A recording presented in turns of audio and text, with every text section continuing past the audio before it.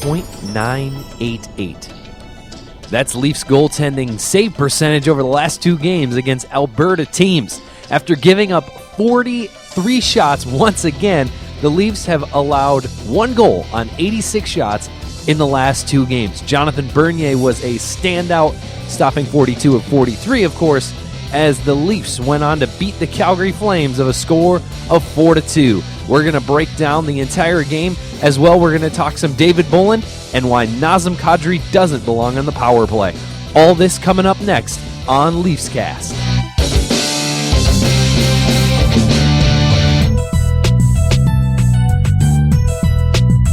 Hello and welcome to LeafsCast. My name's Mark Paul. I'm your host. The Leafs beat the Calgary Flames 4-2, and I was just looking at the statistics. Something caught my eye immediately.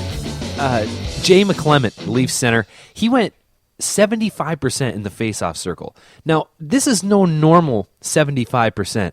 He took 28 faceoffs and won 21 of them. And so then I'm looking down at who he took the faceoffs against, and Sean Monahan, rookie on the Calgary Flames.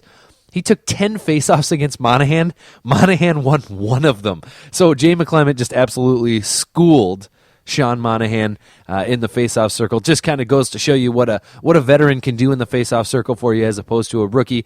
I think it kind of puts into perspective a little bit why Nazem Kadri is still struggling in the faceoff dot. He was 47% or 41%, going 7 for 17. But it shows you how a veteran player can go up against a younger guy, and there's just so many tricks in the book. There's a lot of experience that goes into winning faceoffs, and I think that it's something that often we ignore. And we just think that because the guy is skilled, that he should be good at draws. But it's just not the case. It's generally not something that a guy just comes in with a natural ability to do. It's something that's learned, and so in my mind, Nazem Kadri can learn it. He'll get better. He'll continue to get better. And as the season goes along and he's taking draws against players that are extremely good in the faceoff circle, I think that it can only be a good thing for him.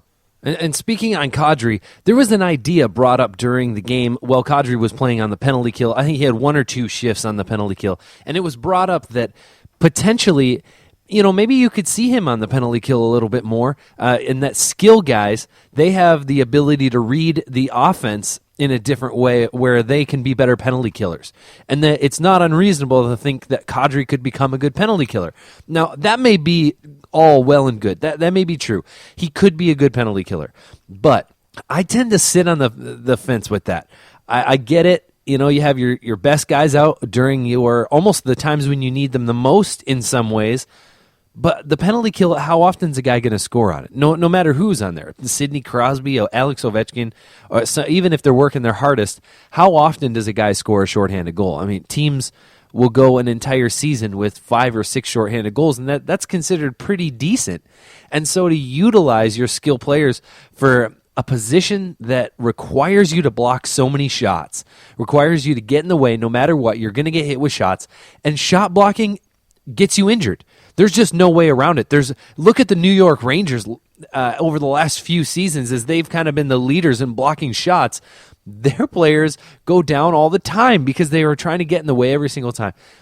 I don't want to see Nazem Kadri killing penalties because we need him healthy. The Leafs need Nazem Kadri to play 5-on-5, which he played he played a couple minutes of power play time, not even 2 minutes. And so he played almost 17, 18 minutes of 5-on-5. And while the Leafs did struggle in this game, it was very obvious that the Leafs were playing the second half of a back-to-back game.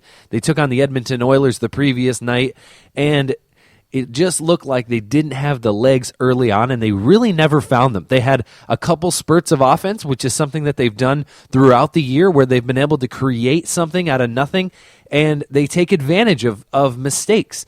But overall, man, Jonathan Bernier is the reason the Leafs won this game. It's the reason why he was the first star. He made 42 out of 43 saves. I mean, Jonathan Bernier, without the good goaltending of the Leafs. Now, I think that Reimer could have come in and done the same thing. I really do.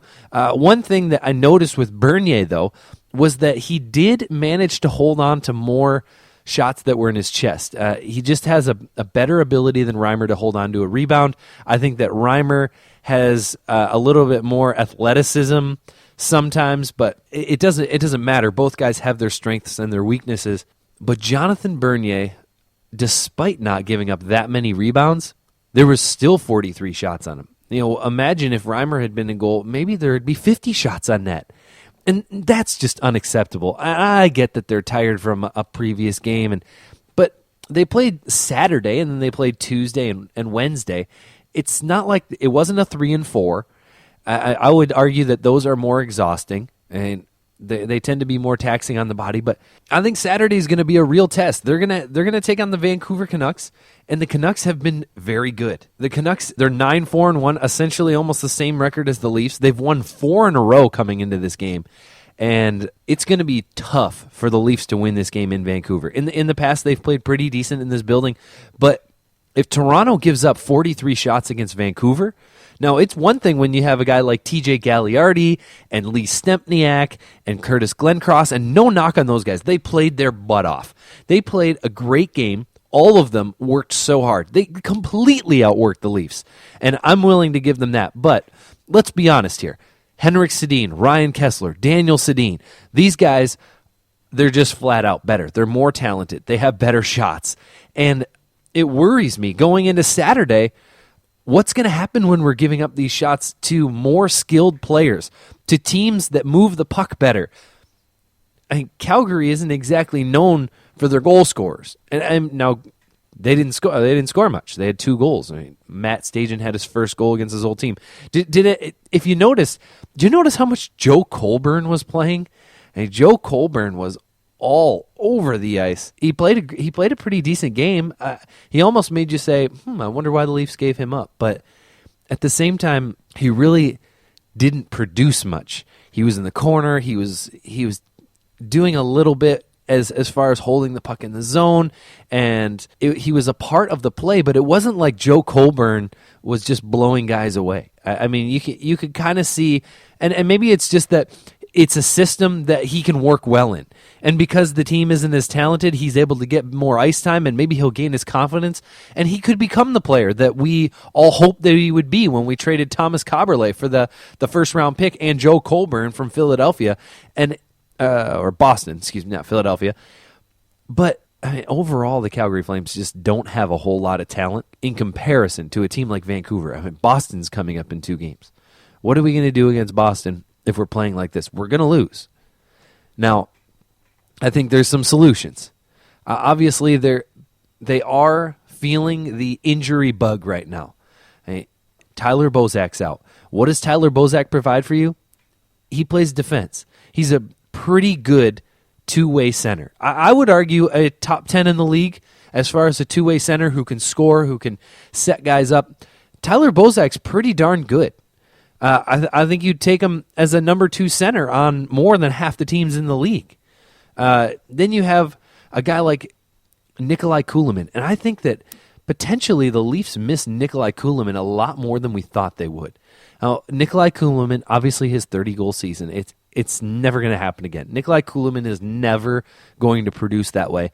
But he brings something to the table defensively and to a forecheck where he has the ability to help hold the puck in the zone. I see him, he's not a David Clarkson in his tenacity or the way that he hits, but he does provide a little bit of a spark.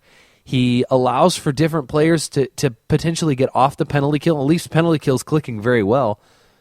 But Nikolai Kulemin, he can move the puck a little bit better than a guy like Brody or having to play Fraser or I think that's something that in the future you'll see that Randy Carlyle isn't going to play both and Fraser at the same time very often. Obviously, you'd like to have Kulemin in there instead. One last thought before we close out the post-game show is David Boland. David Boland's a guy who I think thus far has exceeded expectations, but there was a play. It wasn't even focused on. Nobody went back and looked at it, but I noticed it was kind of in the corner of the screen. So he had the puck in his own zone around the circle. He was completely flat-footed and not sure exactly who went to steal the puck from him, but he deked him out, well flat-footed, kept deking him out, and just took off down the ice and moved the puck to the blue line, and the puck was dumped in. But it was just one of these moves where you're just like, man, that was impressive. Not too many guys can do that flat-footed. And then later on in the game, you see David Boland raise up his stick and knock the puck out of the air.